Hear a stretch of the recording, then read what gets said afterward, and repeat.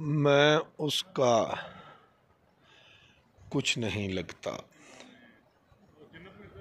وہ میرا سب کچھ لگے۔ میرا تصور، میرا خیال وہ ہے، میرا ماضی، میرا حال وہ ہے۔ میں اس کا کچھ نہیں لگتا، وہ اکیلے میں الجھتا کیوں ہے؟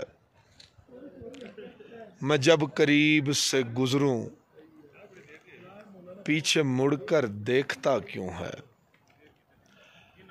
بات کروں تو پہچانتا نہیں، میرے نام پر چونکتا کیوں ہے؟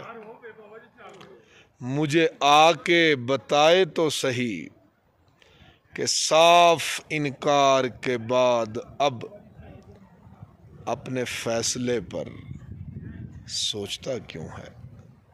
میں اس کا کچھ نہیں لگتا، وہ میرا سب کچھ لگے۔